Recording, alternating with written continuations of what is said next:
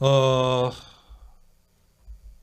지난주에도 저희가 그 윤가피님 빠졌을 때 하승주 소장 모셔놓고 안철수 극딜 방송을 했는데 끝이 없네. 아 그러니까요. 네, 아니 뭐 이 정도 하면 이제 됐겠지 하고 그러면은 이게 뭐가 또 계속 나오는데 최근에 벌어졌던 가장 중요한 사건은 아무래도 이제 그 김미경 여사 네. 보좌진에 대한 뭐 갑질 사건이 있었습니다. 1+1 여사. 네. 모든 게 1+1이네. 개인적으로는 그 안철수 의원이 별명도 많지만 뭐 예. 간 어쩌고부터 시작해서 찰스 뭐 굉장히 별명이 많지만 저는 최근에 한 가지 별명을 더 붙여주고 싶더라고요. 뭘로요? 안깔수. 안 깔 수가 없어. 소재도 하나하나 찰지고 계속 우리한테 먹이를 줘요. 그래서 나는 안깔수로 부르고 싶다 그런 생각이 듭니다. 이거 되게 독창적인 것 같아. 어디에서 못 본 것 같다. 예, 제가 방금 만들었어요. 안깔수. 대단하다. 우리 깔수 후보.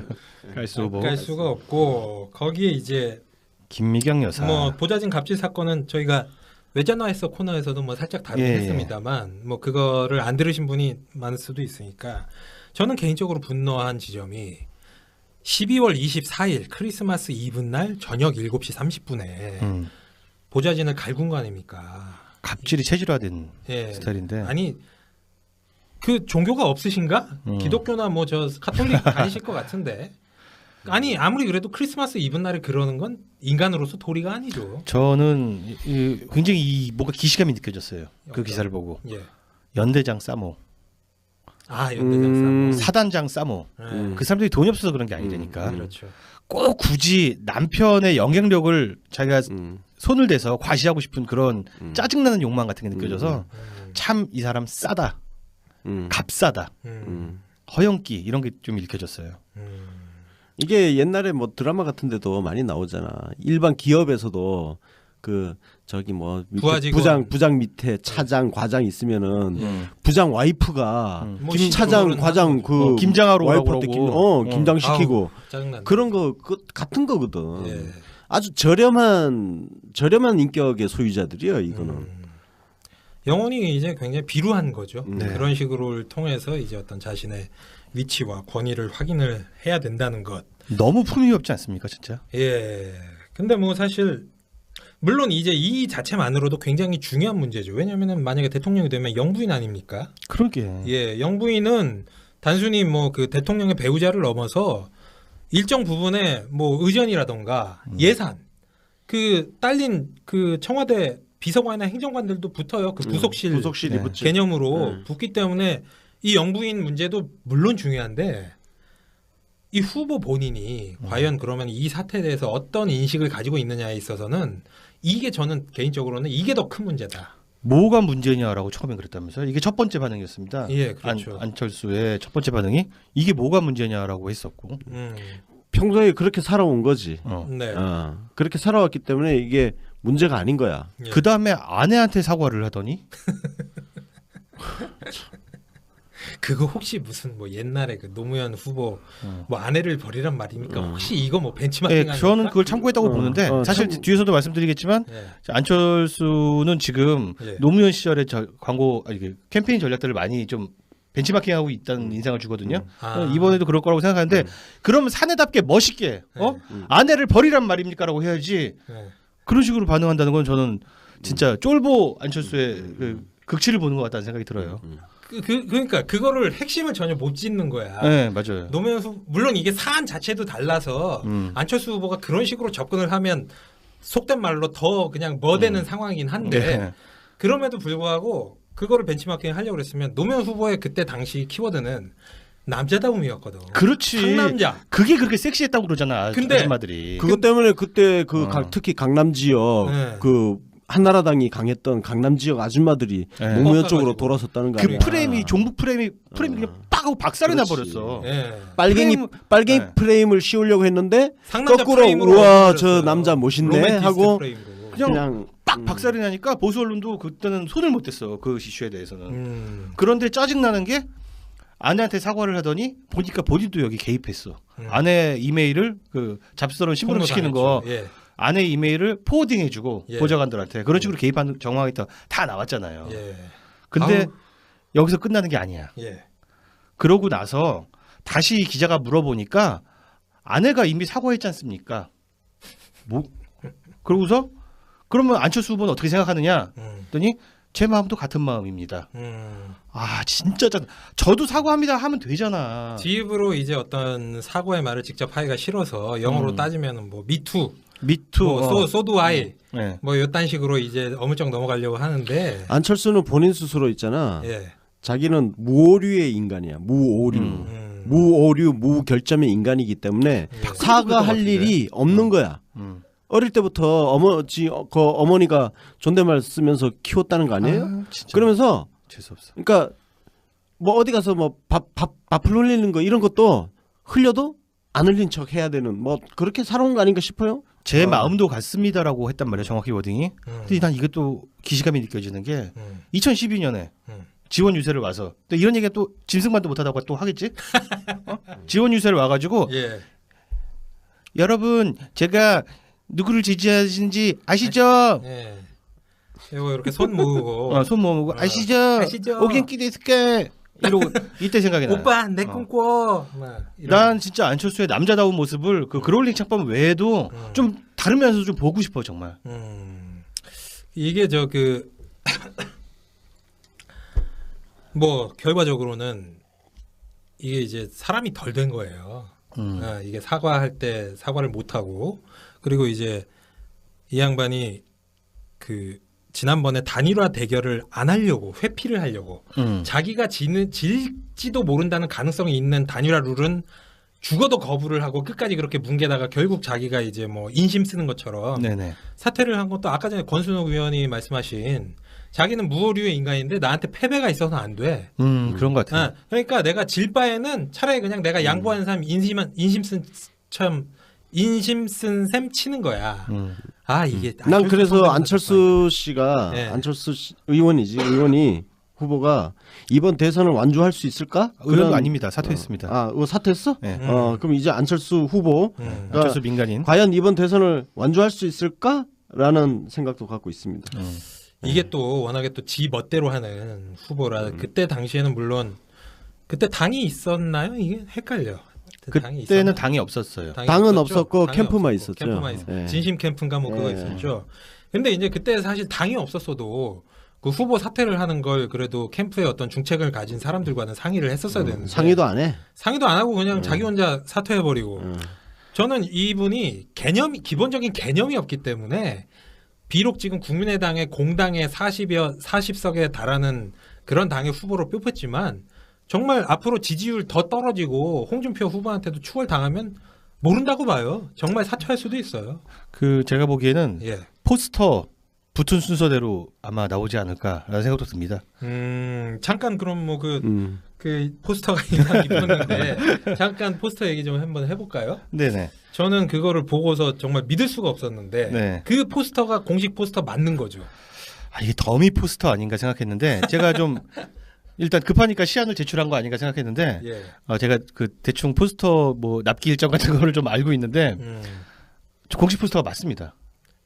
이번에는 디자인 안 하는 걸로 그냥 그렇게 가는 것 같은데 포스터가 보신 분들도 있겠지만 퍼런 초록색 배경에 미래 이렇게 써 있고요. 카피가 가로띠죠, 가로띠. 가로띠 이걸 달고 있는데 거기 그렇게 써 있죠. 국민이 이긴다. 이렇게 써 있고 그게 다예요. 초딩처럼 이렇게 팔을 쫙 벌리고 있는 거 그게 다야. 그 얼굴도 굉장히 작게 나왔고 자꾸 어색하게 나왔어요. 그 사진도 보니까 그렇게 잘 나온 사진이 아니던데. 네네. 도대체 왜 그러는 거죠? 이것도 뭐 일종의 원가 절감인가? 그 디자인비를 아꼈잖아. 그거를 이런 경우가 있는데요. 스튜디오 가서 사진 찍어야 되는데 스튜디오 갈 일정이 없을 수는 없고 가서 A컷을 못 건진 케이스. 사진빨이 안 받나? 사진빨 문제가 아니라 대체로 그 스튜디오의 조명이라든가 메이크업 같은 데 익숙하지 못할 경우에 표정 관리가 잘 안 되면은 예쁘게 잘 나오기가 어려워요. 안철수 후보가 딱 그렇죠. 토론에서 보셨잖아요. 표정이 되게 중요한데 그래서 정치인들이 스냅 사진을 쓰는 경우가 굉장히 많습니다. 스냅 사진일 때는 또 자기 표정이 나오거든요. 저 포스터에 있는 그 얼굴은 그나마 굉장히 잘 나온 거예요. 표정은 뭐 괜찮았어요. 그런 거라고 봅니다.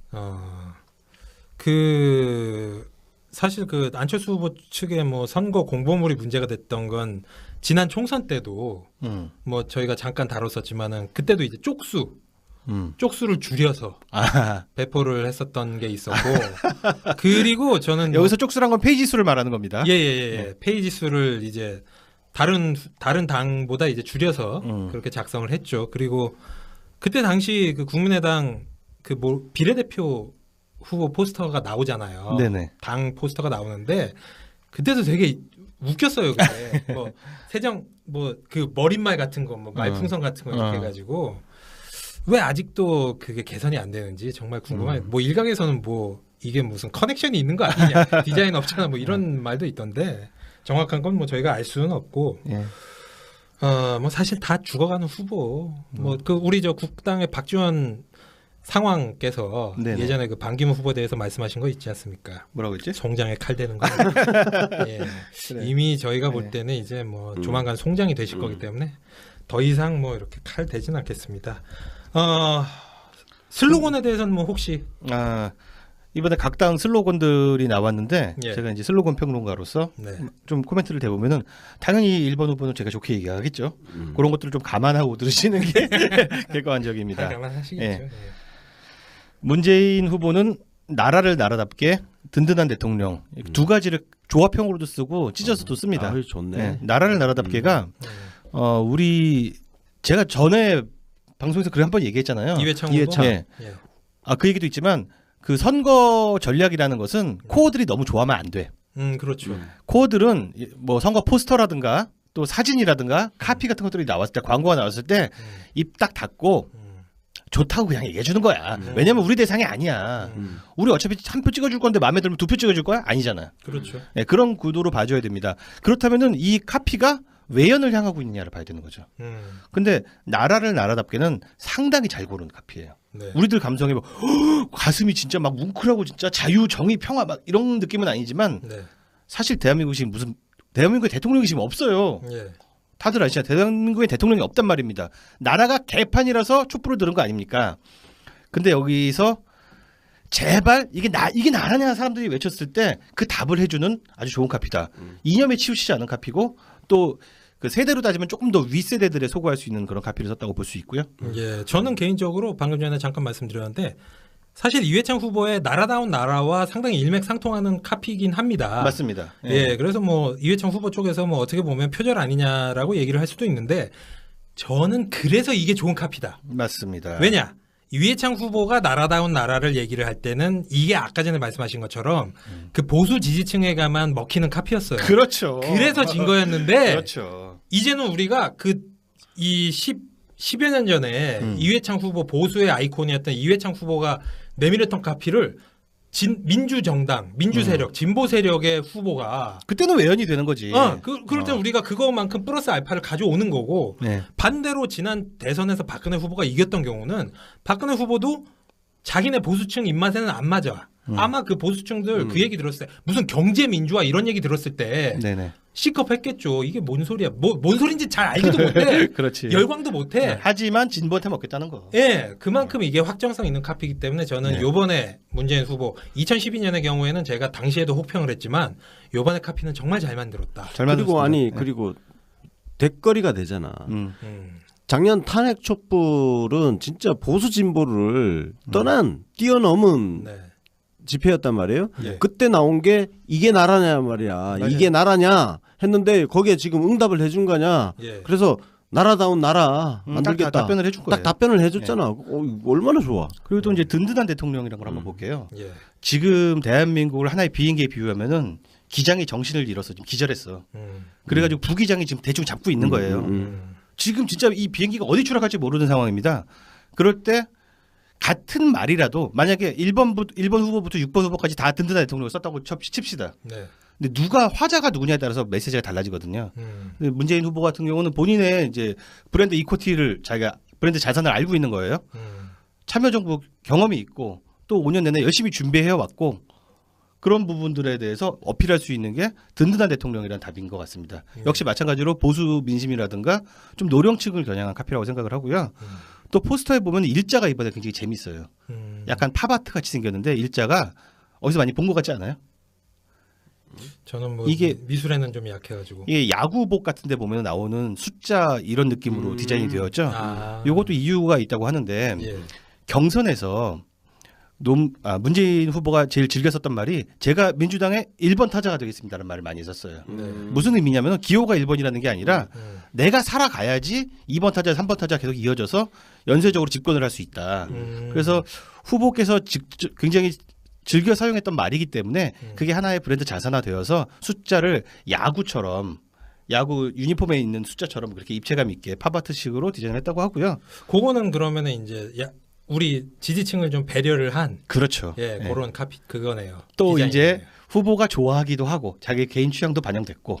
예. 좋네요. 그리고 디자인 자체는 뭐 오색 컬러 민주당 아이덴티티 컬러 잘 썼고요. 보면은 이 직사각형 안에 디자인에서 디자인을 되게 잘 공간을 활용하고 있고 공간을 장악한 느낌을 주는 디자인입니다. 안정감 있게 면으로 딱 막아주고 돌출 1번 돌출되어 있고 이런 식으로 디자인을 이제 자유롭게 하면서도 장악을 하고 있다는 느낌이 든다면 예. 그 2번, 3번 후보를 한번 보도록 하겠습니다. 2번 홍준표 같은 경우에는 일단 캐치프레이즈부터 한번 볼까요? 예. 지키겠습니다 자유 대한민국.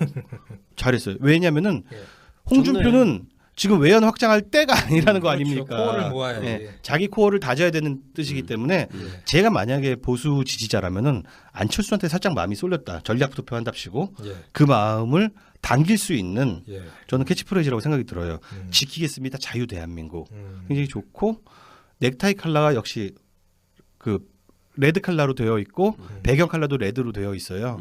그래서 자기 표를 확실히 다지겠다. 전략적으로 훌륭한 디자인이라고 생각이 듭니다. 자기 정체성을 확실하게 한 거네. 네, 확실하게 아주 잘했고요. 그래서 전통적인 그 자기 정체성 맞는 네. 그 사람들 딴 데 기웃거리지 말고 예. 나한테 오세요. 뭐 이런 네네, 메시지인 것 같네요. 사실 그 홍준표 후보의 이번 대선의 실질적인 목표는 뭐 대역전을 해서 문재인 후보를 이긴다 이거보다는 의미 있는 득표, 의미 있는 득표를 해서 본전치기. 예, 본전치기를 해서 향후에 자신이 이제 제1야당의 네. 구심점이 되는 게 궁극적인 목표로 그렇지. 설정을 할 수가 있고 그 목표로 보면은 뭐 상당히 훌륭한 캐치프레이즈고 네. 여기서 중요한 건 2번이라는 거. 그렇죠. 예. 2번을 강조해야 돼. 예, 2번 이 포스터 배치가 굉장히 중요합니다. 맞습니다. 근데 그 옆에 3번 후보 네, 슬로건 3번 뭐죠? 국민이 이긴다. 그리고 우리가 이제 이기겠나? 핵심 키워드로 미래라는 핵심 키워드를 쓰고 있어요. 예. 그러니까 전략이 좀 잘 안 보여요. 음. 왜 국민이 이긴다가 안 좋은 캐치프레이즈 제가 의견을 말씀드리면은 예. 아마 국민의당 거기서 가져온 것 같은데 그런 것 같아요. 사실 저는 이 캐치프레이즈 나쁘지 않다고 생각해요. 왜냐하면은 하지만 이 캐치프레이즈를 문재인이 썼다면은 정말 좋은 캐치프레이즈가 될 뻔했어요. 왜냐하면은 다들 아시다시피 문재인은 기득권 세력이 아니라 국민 지지로 그 기득권 세력과 맞서서 정당 개혁 해나가고 힘들고 두드려 맞고 온 언론이 박살을 날 때도 국민이 계속 지지해준 힘으로 버텨서 뭐 10만 당원 들어가고 이렇게 만들어진 지지율이기 때문에 결국 모든 사람이 나를 공격해도 국민이 지켜주면 이긴다라는 게 하나의 드라마 스토리텔링화 되잖아요. 근데 안철수가 보수 언론의 펌프질을 받으면서 그리고 보수 세력의 지지를 받으면서 조갑제 지지 받으면서 국민이 이긴다 그러면 허무하죠. 그러니까 하나만한 얘기가 되고 매칭이 안 되지. 예. 방금 반장님이 말씀하셨잖아. 국민이 이기면 누가 이기는 거야? 문재인이 이기는 거가 되잖아. 그렇죠. 여기 엄청난 미스가 있다라는 거죠. 그리고 문재인 선거 운동 해주는 건가? 사실상 그렇게 느끼는 사람도 저는 10%는 있을 거라고 봐요. 이게 사실 하늘 아래 완전히 새로운 선거 캠페인이라는 게 사실 없잖아요. 그럼요. 예. 근데 이제 이게 이번 대선을 보더라도 약간씩 이게 매칭이 되는 그게 있는데 제가 볼 때는 안철수 후보가 국민의당이기 때문에 국민이 이긴다. 이건 뭐랑 비슷하냐면은 87년 대통령 선거에서 김대중 후보가 당시 평화민주당이었습니다. 그리고 자기 이름 김대중이잖아요. 네. 대중은 김대중, 맞아. 평민은 평민당. 맞아. 그거 정말 이렇게 잘했지. 예, 이렇게 저기 일종의 언어 유희를 쓴 건데 졌어요. 어찌됐든 그게 왜 그러냐면은 아까 전 윤가피님이 말씀하신 것처럼 평민당 당원들은 열광을 할 수 있죠. 우리 당 이름이랑 똑같은 캐치프레이즈니까. 맞습니다. 마찬가지로 국민의당 당원들은 뭐 좋아할 수 있어요. 네. 하지만 그게 이제 확장력이 없다는 거죠. 국민이 누구냐 이런 의문이 들어요. 여기 당장. 예, 그게 이제 명확한 타겟팅이 없으니까. 그리고 이번 그 안철수 후보 포스터를 보면은 굉장히 중요한 점이 있습니다. 많은 분들이 지적을 하시는데 당명이 없네 포스터에. 그래. 그게 왜 그러냐면은 저는 이해가 가는 게 당 지지율보다 후보 지지율이 한 2-3배 되잖아요. 현재는 뭐 그렇죠. 그러니까 당명이 짐이 되는 거예요. 근데 이와 똑같은 사례가 2002년에 있었잖아요. 노무현 후보 포스터나 광고에는 민주당 로고가 안 나왔어요. 나와도 아주 작게 나오거나 국민 후보 당명 들어갔잖아요. 그렇게 들어갔습니다. 그러니까 이 전략 자체를 놓고 비열하다라고 말하기에는 좀 그런 거예요. 당연히 후보가 당보다 지지율이 높을 경우에는 당명을 숨길 수도 있습니다. 다만 문제는 뭐냐면은 2002년에는 저는 국민 후보라는 말에 세뇌가 돼가지고 맞다 민주당 후단협도 막 있고 그랬잖아. 그래서 노무현이 민주당 후보였지 이렇게 할 정도로 잘 성공적으로 먹혔던 캠페인이면은 지금 문제는 그래 국민의당 후보 아닌 척 해봐라. 근데 박지원이 상황이잖아. 그러니까 이거는 이 전략은 안 먹힐 수가 없는 전략입니다. 그러니까 사람들이 박지원 뒤에 상황 다 보고 있는데 다 알고 있는데 왜 그래? 결국은 이제 뭐 캠페인도 중요하지만 후보 본인이 어떤 삶을 살아왔고 어떤 정치 행보를 걸어왔느냐에 따라서 아무리 좋은 옷을 입어도 이제 어울리는 후보가 있고 뭐 예를 들면 노무현 후보 같은 경우 아무리 좋은 옷을 입혀놔도 이게 옷발이 안 받으면 뭐 의자에 앉았는데 뭐 발이 바닥에 안 닿고 그러면은 이게 안 되는 거죠. 그러니까 내가 진짜 똑똑해. 맞아 맞는 그러니까 말이야. 제품을 홍보할 때도 제품이 후지면 아무리 언론 플레이를 하고 마케팅 쏟아붓고 해도 안 돼. 트루스가 중요합니다. 트루스가. 최소한의 그 제품 본질적인 경쟁력이 어느 정도는 갖춰져 있어야 거기에 이제 언론 펌프질, 마케팅 이런 거 덧입혀 가지고 더 띄울 수 있는 거거든. 정치 광고가 개떡 같은 거 보고 왜 많이 나오냐면은 다들 자기 객관화를 못해서 그래요. 자기가 얼마나 훌륭한 사람인지 모르는 경우도 있고 자기가 얼마나 논두렁 깡패 같은 놈인지 모르는 경우도 있고 자긴 다 영웅이고 히어로거든. 그러니까 본인의 리얼리티랑 안 맞는 옷들을 입혀지는 거죠. 그러니까 전부 자기 스스로 과대평가를 하니까. 자기 객관화들 합시다. 거기서 전략이 나옵니다. 그런 면에서 홍준표 후보가 잘하고 있는 게 잘하고 홍준표 있어요. 후보는 본인이 논두렁 깡패라는 걸 아주 잘 알고 있어요. 맞아요. 예, 그걸 숨기지 않잖아. 예, 숨기지 않고 딱 그대로 나가니까 이게 이제 뭐 물론 아직까지는 이제 그 선전을 못 하고 있지만 향후 꽤 오를 겁니다. 예, 그 저희가 이제 이번 방송에서는 사실 뭐 안철수 후보한테 뭐 또 뭐 극딜을 한다기보단 일종의 이제 심하이를 치는 차원으로서 관뚜껑 박는 관뚜껑에 이제 못 박는 차원으로서 이제 정리를 하는 에피소드인데 뭐 옛말에 그런 격언 있잖아요. 뭐 꺼진 불도 다시 보자. 뭐 이런 격언이 있는 것처럼 지금 이렇게 기세가 꺼지고 있는 안철수가 뭐 혹시 다시 부활할 가능성이 있을까요? 지금 뭐 보면은 뭐 안철수 후보나 국당 측에서는 뭐 스탠딩 토론 뭐 이런 거에 되게 기대를 걸고 있는 모양이던데. 그러니까 악재가 뭐, 너무 많아. 예, 이게 뭐 가능성이 있습니까? 스탠딩 토론하면 안철수가 이길 수 있을까요? 어떻게 보십니까? 생각해봐. 스탠딩 토론 이 논란 자체가 참 솔직히 말해서 수준이 낮고 수준이 낮은데 아니 히말라야를 3번인가 4번 갔다 온 특전사 출신 문재인이 더 잘 버티겠어. 그 뭐 어디 사진도 있더만 어디가 쓰러져 가지고 아니 안철수는 뭐 쓰러졌더만. 아니 사격장에서 이빨 실실 보이면 그거 그냥 죽습니다. 그거는 이거는 이렇게 비유할 수가 있어요.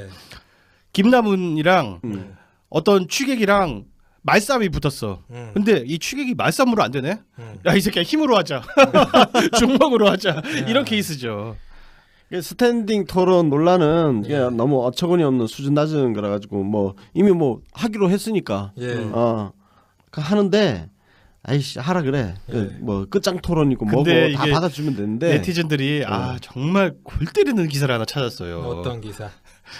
안철수가 2013년에 보궐선거 때 유세차에 오르다가 다리에 힘이 풀려서 주저앉은 사진이 올라왔습니다. 나 진짜 그 뭐 대략 이제 뭐 스탠딩 토론을 해보면 알겠지만 뭔가 이렇게 뭐 처음에는 초반부에는 뭐 다리를 베베 꼬다가 짝다리도 한번 짚었다가 아니 난 이왕 하는 김에 스탠딩 토론하고 끝장 토론을 붙여가지고 끝장 스탠딩 스탠딩으로 끝장 토론을 한번 하는 거 어떠냐? 라스트 스탠딩 매치네. 라스트맨 스탠딩 매치. 그러면 아마 안철수는 토론이 중요한 게 아니고 거기 서 있는 게 아마 목표가 될 걸? 저는 그래가지고 그 페이스북에 이런 글을 썼어요.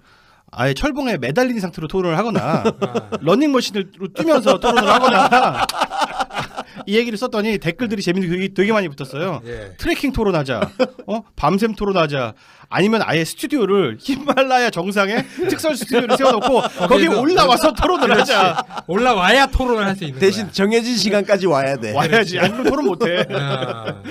아유 진짜.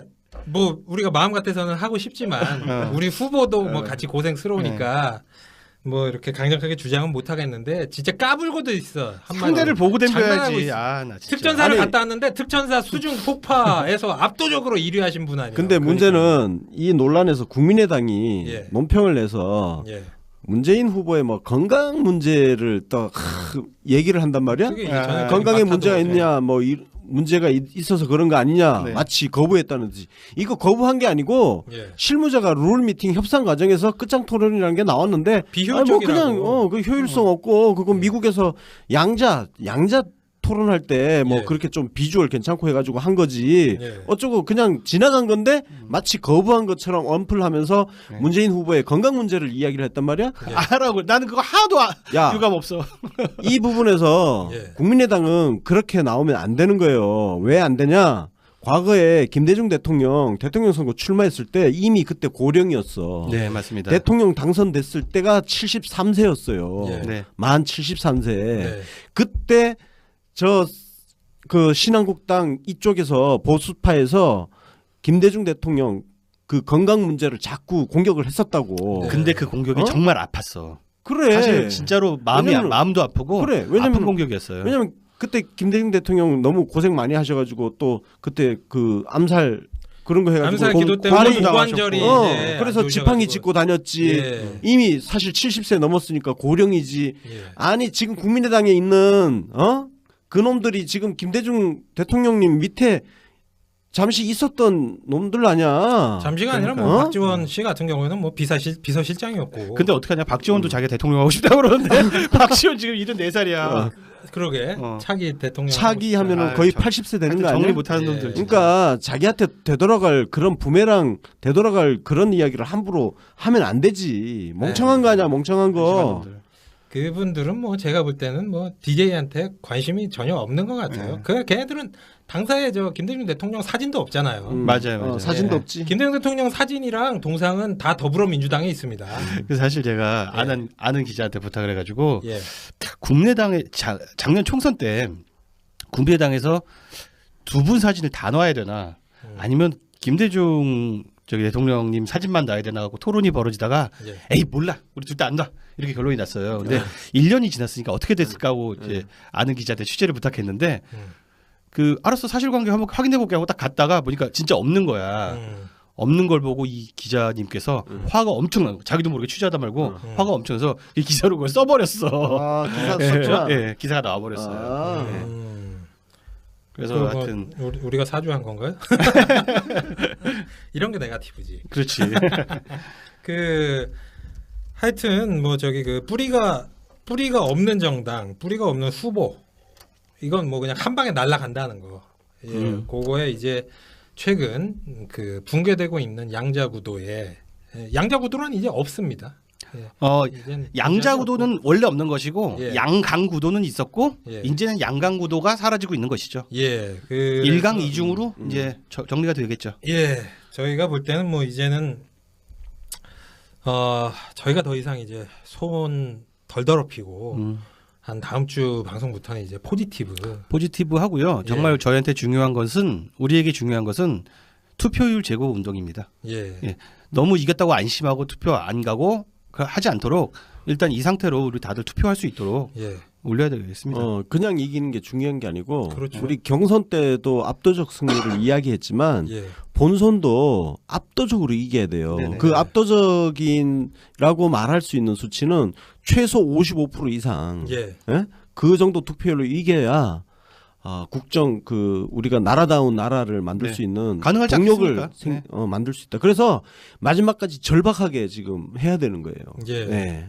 그래야 이제 어찌됐든 우리는 집권을 하고 나면 여소야대입니다 당장. 네. 예, 뭐 그 이후에 뭐 연정이 될지 뭐가 될지는 모르겠습니다만 그건 정치권에서 신경 쓸 일이고 예, 우리는 더불어민주당 무한 지지를 단독으로는 보내주는 것밖에. 지금 현재 과반수가 안 되기 때문에 네. 이 모자라는 국회 의석을 국민 지지로 뚫고 나가야 되는데 그러려면 압도적인 승리가 필요하다. 네네. 예. 참고로 지난 17대 대통령 선거에서는 여론조사를 사전에 미리 했는데 선거 전에 예. 당신은 투표에 참여하시겠습니까? 라는 질문에 67%가 그렇다고 대답을 했고 실제로는 63%가 참여를 했습니다. 상당히 약속을 잘 지킨 거죠. 국민들이. 18대에서는 79.9%가 하겠다고 하고 실제로는 75.8%가 참여했습니다. 두 번 다 한 4% 네, 4% 차이가 있네? 납니다. 예. 이번에는 어떠냐? 82.8%가 참여하겠다고 합니다. 그러면은 뭐 대충 그간의 경험으로 보면 한 78% 정도. 네네. 그래, 나는 이게 촛불 민심이 살아 있다고 예. 믿는 거예요. 예. 그리고 난 이 민심이 그 얄팍한 정치 공학이라든지 아니 그리고 언론의 그 인위적인 특정 후보 띄우기라든지 이런 것들을 촛불 민심이 후들겨 팰 거다. 예. 네.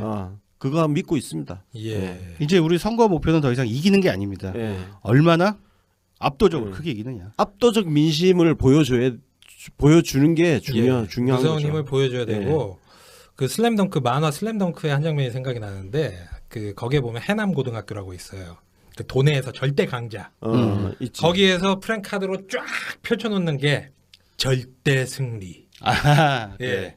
이 정도의 민심을 보여줘야 이 언론이 됐든 야당 앞으로 야당이 되겠죠. 자유한국당이. 국민의당도 뭐 당분간 야당이에요. 이 그렇지. 민심을 보여줘야 함부로 그렇지. 우습게 못 봅니다. 야당들이 예. 의석수 가지고 예. 장난질 치는 거 횡포를 이거를 못 부리게. 민심으로 두들겨 잡아야 된다고요. 예. 예. 그러려면 45% 택도 없어. 50%도 모자라. 최소 55% 이상은 얻게. 그렇게 해야 우리가 이제 강한 대통령을 만들 수 있는 거죠. 박근혜 탄핵도 봐. 국회 의석수로는 불가능한 거였잖아 원래. 예. 그 진짜 불가능한 중요한 거를 말씀이세요. 민심으로 밀어붙여가지고 80% 관철시켜낸 이상 거야. 탄핵 찬성하니까. 그러니까 국회 의석수 가지고 장난 못 치게 예. 압도적 민심을 보여줘야 된다. 예. 따라갈 수밖에 없어요. 그때 당시에도 자유한국당에서 뭐 거의 한 30여 석 정도 뭐 이탈을 했던 거 아니겠습니까? 예. 예. 어찌됐든 뭐 저희가 지난 뭐 한 1, 2주 정도 좀 상당히 마음 졸이고 걱정하고 그런 시간들 보내셨는데 우리가 같은 한 팀으로서 서로 믿고 의지하고 그리고 또 같이 힘을 합쳐서 맞서 싸운 결과 지금 이 순간까지 끌고 왔습니다. 그리고 저희는 한동안 뭐 이런 추세가 계속 될 거라고 보고 이제는 남은 한 3주 정도 남았죠. 네, 3주밖에 안 남았습니다. 예, 3주 정도 동안 이제 우리가 가진 모든 힘을 짜내서 승리를 그것도 이제 큰 승리를 거두는 길이 남은 것 같고요. 마지막으로 혹시 뭐 더 덧붙이실 말씀 있으십니까? 저는 이 얘기 한 5번 정도 한 것 같은데 예, 지지자들이요. 예, 샤이해지지 말자. 목소리를 더 높여라. 예, 이 말씀 드리고 싶습니다. 저도 같이요. 예, 예, 저 같은 얘기 덧붙일게요 그냥. 뭐 문슬람, 뭐 달레반 이런 마타도어에 절대 기죽지 마십시오. 그리고 설령 앞으로 정권 교체가 된다 하더라도 그런 마타도어는 앞으로 계속 당할 거예요. 그러니까 지금부터 그냥 우리 정신무장해가지고 예 그런 거에 기죽지 말고 우리 하던 대로 계속 합시다. 네. 예, 씩씩하게. 얘네들이 제대로 된 검증 공세나 이런 게 아니라 왜냐하면 우리 쪽 후보는 언제나 저쪽 후보들보다 깨끗해. 그렇지. 검증해봤자 안 나와. 무슨 네네. 뭐 처마 3cm 뭐 이런 거밖에 안 나와. 네네. 그러니까 이제 없는 사실을 갖다가 만들어서 네거티브를 하니까 이게 이제 우리나라 유권자들 입장에서는 네거티브 캠페인 하면 그냥 뭐 뻥인 것 같고 유언비어인 것 같고 그런 건데 사실 외국에서는 이게 너무나 자연스러운 거예요. 이게 굉장히 중요한 캠페인이고 연구해야 될 어떻게 보면 대상입니다. 그리고 오히려 예. 야 네거티브 하지 마라 라는 말이 굉장히 악이죠. 그 말 자체가 그 사람들이 쓰는 네거티브야. 그렇죠. 아니 우리가 최근에 정말 웃기는 꼴을 보지 않았습니까? 그 1년 365일 문모닝 문애프터눈 문나잇 하시던 당의 후보께서 그 당이 우리가 뭐 조금 이거 의혹이 생겨가지고 제기를 하니까 그때 와서 지네는 뭐 한 100대 300대 뭐 이렇게 우리한테 공격해놓고서 네거티브 하지 말자고. 한 달 내내 네거티브 논평 200개 몇백 개를 쏟아내던 정당이 네거티브가 나쁜 것처럼 이야기를 하는데 한 대 맞으니까 막 아프다고 질질 싸는 거예요. 이거는 언론도 진짜 문제야. 그러니까 언론이 뭐 이런 후보 검증 과정을 네거티브 하지 말고 정책 경쟁해라 이따위 같은 하나만한 소리를 하고 그러면 지들 지면을 한번 보라고 기사를. 그러니까 그 지면 기사를 보면 전부 네거티브의 그러니까 네거티브의 산실은 언론 기사라고.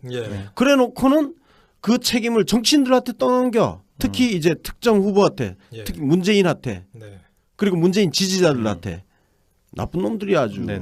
당이 없었어도 그 후보 사퇴를 하는 걸 그래도 캠프의 어떤 중책을 가진 사람들과는 상의를 했었어야 되는데 상의도 안 해. 상의도 안 하고 그냥 자기 혼자 사퇴해버리고. 저는 이분이 기본적인 개념이 없기 때문에 비록 지금 국민의당의 공당의 40석에 달하는 그런 당의 후보로 뽑혔지만 정말 앞으로 지지율 더 떨어지고 홍준표 후보한테도 추월당하면 모른다고 봐요. 정말 사퇴할 수도 있어요. 그 제가 보기에는 포스터 붙은 순서대로 아마 나오지 않을까라는 생각도 듭니다. 잠깐 그럼 뭐 그 포스터가 인상 깊었는데 잠깐 포스터 얘기 좀 한번 해볼까요? 네네. 저는 그거를 보고서 정말 믿을 수가 없었는데 그 포스터가 공식 포스터 맞는 거죠. 이게 더미 포스터 아닌가 생각했는데 제가 좀 일단 급하니까 시안을 제출한 거 아닌가 생각했는데 제가 그 대충 포스터 뭐 납기 일정 같은 거를 좀 알고 있는데 공식 포스터가 맞습니다. 이번엔 디자인 안 하는 걸로 그냥 그렇게 가는 것 같은데 포스터가 보신 분들도 있겠지만 퍼런 그 초록색 배경에 미래 이렇게 써 있고요. 카피가 가로띠죠, 가로띠. 가로띠 이걸 달고 있는데 거기 그렇게 써 있죠. 국민이 이긴다. 이렇게 써 있고 그게 다예요. 초딩처럼 이렇게 팔을 쫙 벌리고 있는 거 그게 다야. 그 얼굴도 굉장히 작게 나왔고 자꾸 어색하게 나왔어요. 그 사진도 보니까 그렇게 잘 나온 사진이 아니던데. 네네. 도대체 왜 그러는 거죠? 이것도 뭐 일종의 원가 절감인가? 그 디자인비를 아꼈잖아. 그거를 이런 경우가 있는데요. 스튜디오 가서 사진 찍어야 되는데 스튜디오 갈 일정이 없을 수는 없고 가서 A컷을 못 건진 케이스.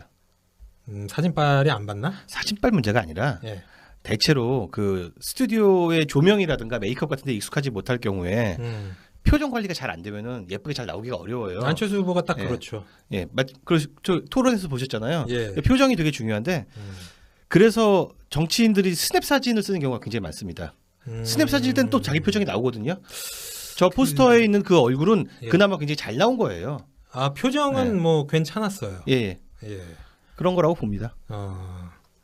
그 사실 그 안철수 후보 측의 뭐 선거 공보물이 문제가 됐던 건 지난 총선 때도 뭐 저희가 잠깐 다뤘었지만은 그때도 이제 쪽수를 줄여서 배포를 했었던 게 있었고 그리고 저는 여기서 쪽수란 거는 것 너무 품위 없지 않습니까, 진짜? 근데 뭐 사실 물론 이제 이 자체만으로도 굉장히 중요한 문제죠. 왜냐면은 만약에 대통령이 되면 영부인 아닙니까? 그러게. 영부인은 단순히 뭐 그 대통령의 배우자를 넘어서 일정 부분에 뭐 의전이라던가 예산 그 딸린 그 청와대 비서관이나 행정관들도 붙어요. 그 부속실이 개념으로 붙기 때문에 이 영부인 문제도 물론 중요한데 이 후보 본인이 과연 그러면 이 사태에 대해서 어떤 인식을 가지고 있느냐에 있어서는 이게 저는 개인적으로는 이게 더 큰 문제다. 뭐가 문제냐라고 처음엔 그랬다면서요. 이게 첫 번째 반응이었습니다. 그렇죠. 안철수의 첫 번째 반응이 이게 뭐가 문제냐라고 했었고 평소에 그렇게 살아온 거지. 그렇게 살아왔기 때문에 이게 문제가 아닌 거야. 그 다음에 아내한테 사과를 하더니 그거 혹시 무슨 뭐 옛날에 그 노무현 후보 뭐 아내를 버리란 말입니까? 혹시 이거 뭐 벤치마킹 저는 그걸 참고했다고 보는데 사실 뒤에서도 말씀드리겠지만 안철수는 지금 노무현 시절에 광고 캠페인 전략들을 많이 좀 벤치마킹하고 있다는 인상을 주거든요. 이번에도 그럴 거라고 생각하는데 그러면 사내답게 멋있게 아내를 버리란 말입니까라고 해야지. 그런 식으로 반응한다는 건 저는 진짜 쫄보 안철수의 그 극치를 보는 것 같다는 생각이 들어요. 그러니까 그거를 핵심을 전혀 못 짚는 거야. 맞아요. 노무현 후보 물론 이게 사안 자체도 달라서 안철수 후보가 그런 식으로 접근을 하면 속된 말로 더 그냥 머대는 상황이긴 한데 그럼에도 불구하고 그거를 벤치마킹 하려고 그랬으면 노무현 후보의 그때 당시 키워드는 남자다움이었거든. 그렇지. 상남자. 그게 그렇게 섹시했다고 그러잖아. 근데 아줌마들이. 그것 때문에 그때 특히 강남 지역 네. 그 한나라당이 강했던 강남 지역 아줌마들이 노무현 쪽으로 돌아섰다는 거 아니야. 그 프레임이 종북 프레임이 그냥 빡 하고 박살이 나 버렸어. 네. 빨갱이 프레임을 씌우려고 했는데 거꾸로 프레임으로 우와 저 남자 멋있네 하고 프레임으로. 그냥 딱 박살이 나니까 보수 언론도 그때는 손을 못 댔어. 그 이슈에 대해서는. 그런데 짜증 나는 게 아내한테 사과를 하더니 보니까 본인도 여기 개입했어. 아내 이메일을 그 잡스러운 신부름 시키는 거 아내 이메일을 포워딩해주고 보좌관들한테 그런 식으로 개입하는 정황이 다 나왔잖아요. 근데 여기서 끝나는 게 아니야. 그러고 나서 다시 기자가 물어보니까 아내가 이미 사과했지 않습니까?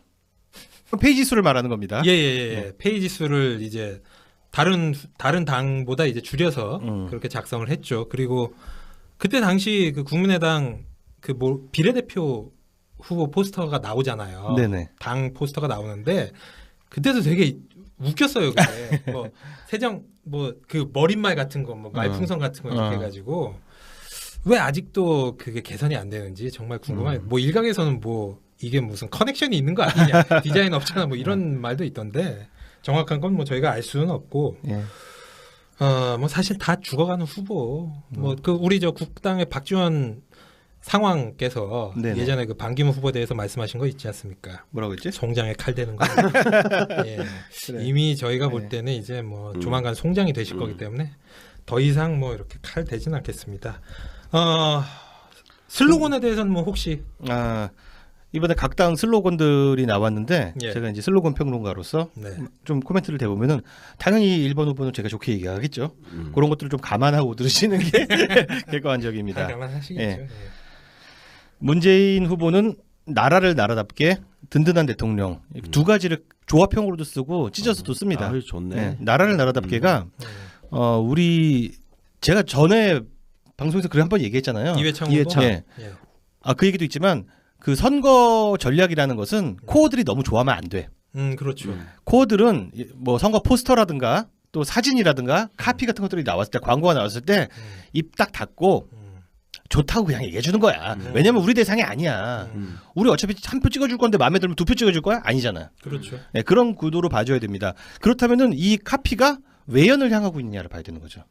근데 나라를 나라답게는 상당히 잘 고른 카피예요. 우리들 감성에 뭐 가슴이 진짜 막 뭉클하고 진짜 자유, 정의, 평화 막 이런 느낌은 아니지만 사실 대한민국이 무슨 대한민국의 대통령이 지금 없어요. 다들 아시잖아요. 대한민국에 대통령이 없단 말입니다. 나라가 개판이라서 촛불을 들은 거 아닙니까? 근데 여기서 제발 이게 나라냐 사람들이 외쳤을 때 그 답을 해주는 아주 좋은 카피다. 이념에 치우치지 않은 카피고 또 그 세대로 따지면 조금 더 윗세대들에 소구할 수 있는 그런 카피를 썼다고 볼 수 있고요. 저는 개인적으로 방금 전에 잠깐 말씀드렸는데 사실 이회창 후보의 나라다운 나라와 상당히 일맥상통하는 카피이긴 합니다. 맞습니다. 그래서 뭐 이회창 지난주에도 저희가 그 윤가피님 빠졌을 때 하승주 소장 모셔놓고 안철수 극딜 방송을 했는데 끝이 없네. 그러니까요. 아니 뭐 이 정도 하면 이제 됐겠지 하고 그러면은 이게 뭐가 또 계속 나오는데 최근에 벌어졌던 가장 중요한 사건은 아무래도 이제 그 김미경 여사 보좌진에 대한 뭐 갑질 사건이 있었습니다. 1+1 여사. 모든 게 1+1이네. 개인적으로는 그 안철수 의원이 별명도 많지만 뭐 간 어쩌고부터 시작해서 찰스 뭐 굉장히 별명이 많지만 저는 최근에 한 가지 별명을 더 붙여주고 싶더라고요. 뭘로요? 안깔수. 안 깔 수가 없어. 소재도 하나하나 찰지고 계속 우리한테 먹이를 줘요. 그래서 나는 안깔수로 부르고 싶다 그런 생각이 듭니다. 이거 되게 독창적인 것 같아. 어디에서 못 본 것 같다. 제가 방금 만들었어요. 안깔수. 대단하다. 우리 깔수 후보. 깔수 후보. 깔 수가 없고 거기에 이제 김미경 여사. 뭐 보좌진 갑질 사건은 저희가 외전화했어 코너에서도 뭐 살짝 다루긴 했습니다만 뭐 그거를 안 들으신 분이 많을 수도 있으니까 저는 개인적으로 분노한 지점이 12월 24일 크리스마스 이브 날 저녁 7시 30분에 보좌진을 갈군 거 아닙니까? 갑질이 체질화된 스타일인데. 아니 그 종교가 없으신가? 기독교나 뭐 저 카톨릭 다니실 것 같은데. 아니 아무리 그래도 크리스마스 이브날에 그러는 건 인간으로서 도리가 아니죠. 저는 굉장히 뭔가 기시감이 느껴졌어요. 그 기사를 보고. 예. 연대장 싸모. 아 연대장 싸모. 사단장 싸모. 그 사람들이 돈이 없어서 그런 게 아니라니까. 그렇죠. 꼭 굳이 남편의 영향력을 자기가 손을 대서 과시하고 싶은 그런 짜증나는 욕망 같은 게 느껴져서 참 이 사람 싸다. 값싸다. 허영기 이런 게 좀 읽혀졌어요. 이게 옛날에 뭐 드라마 같은 데도 많이 나오잖아. 일반 기업에서도 그 저기 뭐 밑에 부장 밑에 차장 과장 있으면은 부장 와이프가 차장 과장 그 김장하러 와이프한테 오라고 김장 시키고 짜증난다. 그런 거 같은 거거든. 예. 아주 저렴한 인격의 소유자들이요 이거는. 영혼이 이제 굉장히 비루한 거죠. 네. 그런 식으로를 통해서 이제 어떤 자신의 위치와 권위를 확인을 해야 된다. 그러고서 그러면 안철수 후보는 어떻게 생각하느냐 했더니 제 마음도 같은 마음입니다. 아 진짜 저도 사과합니다 하면 되잖아. 지 입으로 이제 어떤 사과의 말을 직접 하기가 싫어서 영어로 따지면은 뭐 미투 뭐 소두아이 네. 뭐 이딴 식으로 이제 어물쩍 넘어가려고 하는데 안철수는 본인 스스로 있잖아. 예. 자기는 무오류의 인간이야. 무오류 무결점의 인간이기 때문에 사과할 일이 없는 거야. 어릴 때부터 어머니가 존댓말 쓰면서 키웠다는 거 아니에요? 그러면서 재수없어. 그러니까 뭐 어디 가서 뭐 밥을 흘리는 거 이런 것도 흘려도 안 흘린 척 해야 되는 뭐 그렇게 살아온 거 아닌가 싶어요. 제 마음도 같습니다라고 했단 말이에요. 정확히 워딩이. 근데 난 이것도 기시감이 느껴지는 게 2012년에 지원 유세를 와서 또 이런 얘기가 또 짐승만도 못하다고 또 하겠지? 지원 유세를 와가지고 예. 여러분 제가 누구를 지지하시는지 아시죠? 예. 이거 이렇게 손 모으고 손 모으고 아시죠? 오겐키 데스까? 이러고 이때 생각이 나. 오빠 내 꿈꿔. 난 진짜 안철수의 남자다운 모습을 그 그롤링 창법 외에도 좀 다른 면에서 좀 보고 싶어 정말. 이게 뭐 결과적으로는 이게 이제 사람이 덜 된 거예요. 이게 사과할 때 사과를 못 하고 그리고 이제 이 양반이 그 지난번에 단일화 대결을 안 하려고 회피를 하려고 자기가 질지도 모른다는 가능성이 있는 단일화 룰은 죽어도 거부를 하고 끝까지 그렇게 뭉개다가 결국 자기가 이제 뭐 인심 쓰는 것처럼 네네. 사퇴를 한 것도 아까 전에 권순옥 의원이 말씀하신 자기는 무오류의 인간인데 나한테 패배가 있어서 안 돼. 그런 것 같아요. 그러니까 내가 질 바에는 차라리 그냥 내가 양보하는 사람 인심 쓴 셈 치는 거야. 이게 난 그래서 안철수 씨가 네. 안철수 의원이 후보가 이번 대선을 완주할 수 있을까? 의원도 아닙니다. 사퇴했습니다. 사퇴했어? 네. 그럼 이제 안철수 후보 안철수 민간인 과연 이번 대선을 완주할 수 있을까라는 생각도 갖고 있습니다. 이게 또 워낙에 또 지 멋대로 하는 후보라 그때 당시에는 물론 그때 당이 있었나요? 이게 헷갈려.